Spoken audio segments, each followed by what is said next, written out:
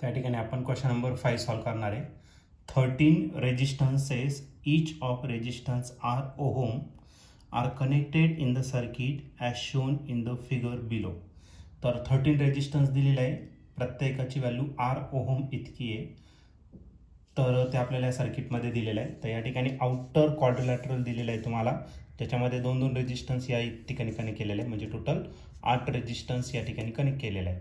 त्याच्यामध्ये पुन्हा एक क्वाड्रिलॅटरल आहे, प्रत्येक साईडवरती एक रेजिस्टन्स कनेक्ट केलेलं आहे, प्रत्येक आर्म्सवरती. ओके, तर हे 4 झाले म्हणजे 12 आणि मध्ये एक दिलेलं आहे, तर 13. असे 13 रेजिस्टन्स या ठिकाणी कनेक्ट केलेले आहे. तर आपल्याला फाइंड करायचं the effective resistance between A and B. या ए पॉईंट आणि बी पॉईंट याच्यामध्ये टोटल इफेक्टिव्ह रेजिस्टन्स किती असणार, टोटल रेजिस्टन्स किती असणार ते आपल्याला या ठिकाणी फाइंड करायचं आहे. याचे 4 ऑप्शन दिलेले आहे. त्याच्यापैकी पहिलं जे ऑप्शन आहे ए ते आहे 2R, बी ऑप्शन आहे 4R divided by 3, C option आहे 2R डिवायडेड बाय 3 आणि लास्ट डी ऑप्शन आहे R. तर या 4 ऑप्शनपैकी या क्वेश्चनचं करेक्ट आन्सर काय असलं पाहिजे, तर ते आपण सॉल्व करूया आणि मग डिसाईड करूया. तर या क्वेश्चनमध्ये आपल्याला 13 रेजिस्टन्स दिलेले आहे, प्रत्येकाची व्हॅल्यू R ओहम इतकी दिलेली आहे आणि ते कनेक्ट केलेले आहे. आपल्याला फिगर पण या ठिकाणी दिलेले. तर बिटवीन पॉईंट ए अँड बी आपल्याला इफेक्टिव्ह रेजिस्टन्स या ठिकाणी फाइंड करायचं आहे. ओके, तर सर्वात पहिले तर मी या ठिकाणी सर्किट ड्रॉ करतोय. तर आपल्याला क्वाड्रिलॅटरलच्या फॉर्ममध्ये काय दिलेलं आहे, या ठिकाणी रेजिस्टन्स दिलेले आहे. तर हा एक क्वाड्रिलॅटरल झाला. तर या क्वाड्रिलॅटरलच्या प्रत्येक आर्म्सला मी डायग्राम काढतोय, फक्त डायग्राम क्लिअर करून घेतो. ठीक आहे. परत या क्वाड्रिलॅटरलच्या मध्ये आणखीन एक क्वाड्रिलॅटरल दिलेलं आहे या पद्धतीने, आणि याच्यामध्ये पुन्हा एक रेजिस्टन्स आपल्याला कनेक्ट करायचा आहे. ठीक आहे. मग हा जो ब्रांच आहे, तर या ब्रांचमध्ये आपल्याला एक रेजिस्टन्स दिलेला आहे ज्याची व्हॅल्यू R इतकी आहे. या ब्रांचमध्ये पण आपल्याला एक रेजिस्टन्स कनेक्ट करायचा आहे ज्याची पण व्हॅल्यू किती येतात, R इतकी. इथे पण आपला एक रेजिस्टन्स आहे, तर त्याची पण व्हॅल्यू R इतकी आहे. तर अशा पद्धतीने आपल्याला रेजिस्टन्स दिलेला आहे. या सेंटरचा जो पार्ट आहे त्या ब्रांचला पण एक रेजिस्टन्स कनेक्ट करायचा, त्याची पण व्हॅल्यू किती येतात, R ओहम इतकी दिलेली आहे. हा जो साईड दिलेला आहे या ब्रांचमध्ये, तर याच्यामध्ये पण आपल्याला एक रेजिस्टन्स कनेक्ट करायचा ज्याची व्हॅल्यू R आहे. तर या ठिकाणी पण आपण एक रेजिस्टन्स कनेक्ट करणार आहे R इतका. या ठिकाणी पण आपला जो रेजिस्टन्स असेल तो काय असेल, तर R ओहम इतका. तर या ठिकाणी आणखीन एक रेजिस्टन्स आहे R ओहम इतका. इथे पण एक रेजिस्टन्स आहे R ओहम इतका. ओके, खाली R ओहम.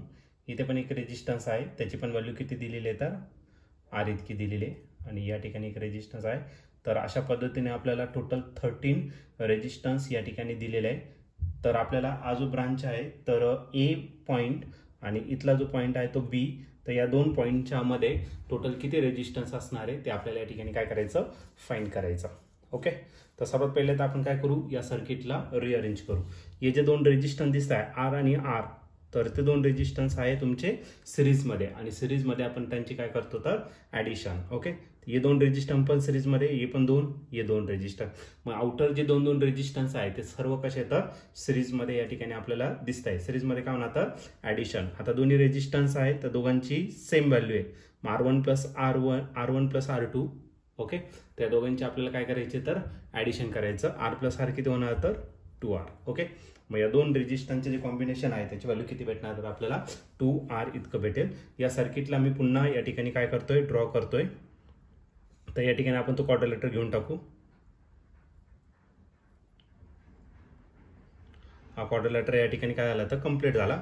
या ठिकाणी जो रेजिस्टन्स आहे त्याची व्हॅल्यू किती येतात, R इतकी. परत डायग्राम ड्रॉ करतो म्हणजे आपल्याला समजायला सोपं जाईल. या ठिकाणी जो रेजिस्टन्स आहे त्याची व्हॅल्यू किती येतात, R इतकी. या ठिकाणी पण एक रेजिस्टन्स दिलेला आहे, त्याची व्हॅल्यू किती आहे, R इतकं.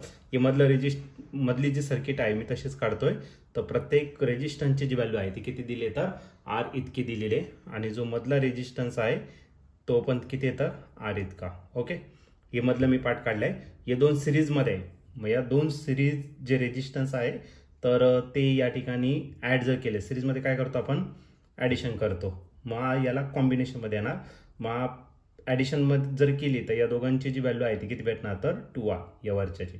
तर सिमिलरली या खालती पण 2 रेजिस्टन्स आहे, तर त्याचा इफेक्टिव्ह जो रेजिस्टन्स असेल तो किती भेटणार, तर आपल्याला 2R इतका भेटेल.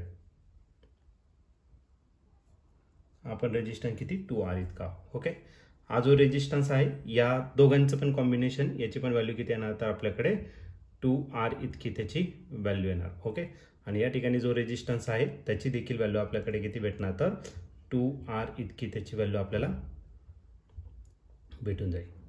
ओके, आता हे दोन रेजिस्टन्स जे आहे ते कशा एकमेकांना पॅरलल आहे आणि पॅरललमध्ये आपण काय करतो तर रेसिप्रोकल घेऊन त्यांची ॲडिशन, किंवा आपल्याकडे डायरेक्ट फॉर्म्युला आहे आरपीचा, आणि आरपीचा फॉर्म्युला काय R1 × R2 divided by R1 + R2.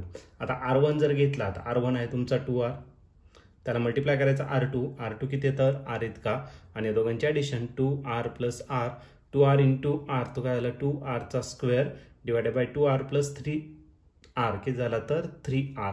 इथला R आणि इथला R काय झाला कॅन्सल, म्हणजे याचा आन्सर येईल 2R डिवायडेड बाय 3.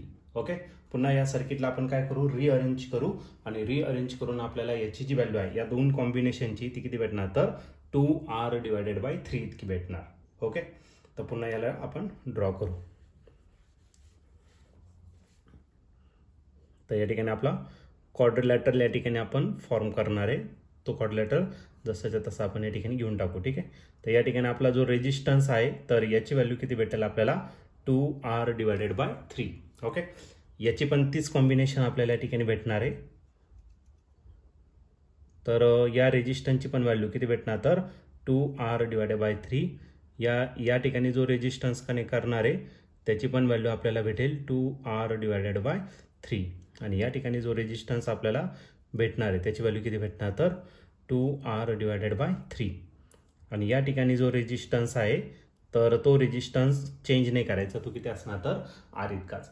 तर हा झाला तुमचा विस्टोन्स नेटवर्क झाला. ओके, आता विस्टोन्स नेटवर्क जर असेल तर या दोन रेजिस्टन्सचा रेशो घेतला आणि या दोन रेजिस्टन्सचा रेशो घेतला तर तो नेहमी सेम भेटणार आहे. ओके, कारण इकडे पण 2R डिवायडेड बाय 3 आहे, इथे पण 2R डिवायडेड बाय 3 आहे.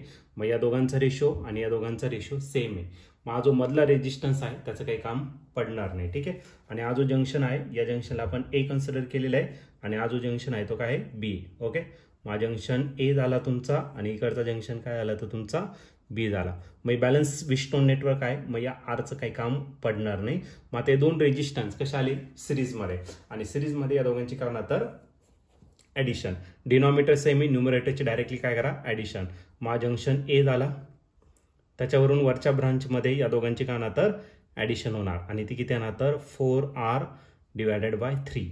ओके, खाली पण या दोन रेजिस्टन्सची काय तर ॲडिशन, आणि डिनॉमिनेटर सेम आहे म्हणून न्यूमरेटरचे ॲडिशन, तर किती होणार 4R डिवायडेड बाय काय आला 3. ओके, आणि या ठिकाणी जो जंक्शन आहे त्या जंक्शनचं नाव काय B. ओके, आता हे दोन जे आहे ते कसे येतं पुन्हा पॅरलल, आणि पॅरललमध्ये आपण काय करतो तर डायरेक्टली त्यांची रेसिप्रोकल घेऊन काय करतो ॲडिशन, किंवा त्यांचा एक फॉर्म्युला आपल्याकडे RP साठी. ओके, पॅरलल रेजिस्टन्स जर असेल तर पॅरलल रेजिस्टन्स आपण काय करतो त्याच्यासाठी फॉर्म्युला RP = दोन रेजिस्टन्सचं मल्टिप्लिकेशन करायचं डिवायडेड बाय त्याच दोन रेजिस्टन्सची काय करायची ॲडिशन करायचं. आता R1 जर घेतला तर R1 किती आहे 4R/3. R2 जो आहे तो पण किती आहे 4R डिवायडेड बाय 3. R1 आणि आगाला R2 झाला. या दोघांची आपल्याला काय करायची addition 4R divided by 3 plus 4R divided by 3. Okay, तर वरचा जो टर्म आहे किती 4R divided by 3 into 4R divided by 3 तो तसाच ठेवायचा, आणि खाली या दोघांची ॲडिशन होणार, मग हा डबल होणार. मग 2 इंटू एक टर्म लिहा 4R डिवायडेड बाय 3. हा 4R डिवायडेड बाय 3 काय आला कॅन्सल झाला, 2 1 = 1, 2 2 = करायला 4, म्हणजे आपलं जे आन्सर येणार आहे ते किती येणार 2R डिवायडेड बाय 3 इतका. ओके, म्हणजे याचा अर्थ काय, जर बॅलन्स विस्टोन नेटवर्क जर असेल तर या आर्ममध्ये सगळे जर सारखेच रेजिस्टन्स असेल, जो इक्वॅलंट रेजिस्टन्स आहे टोटल रेजिस्टन्स म्हणून आपण त्याला इक्वॅलंट रेजिस्टन्स, हा इक्वॅलंट रेजिस्टन्स एका रेजिस्टन्सच्या व्हॅल्यू इतका असतो. मग आपलं जे आन्सर असणार ते 2R डिवायडेड बाय 3, म्हणजे प्रत्येक इंडिव्हिज्युअल रेजिस्टन्सची व्हॅल्यू या ठिकाणी मॅच झाली. मग आपला आन्सर असेल 2R डिवायडेड बाय 3. आणि या ठिकाणी तुम्ही ऑप्शन जर बघितलं तर ऑप्शन नंबर C जो आहे तो आपल्या या ठिकाणी करेक्टली मॅच झालेला आहे. मग आपल्या क्वेश्चनचं जे आन्सर असणार ते ऑप्शन C. ऑप्शन C म्हणजेच काय, 2 equivalent resistance between point A and B is 2R divided by 3, किंवा इफेक्टिव्ह रेजिस्टन्स म्हणू शकता तुम्ही त्याला.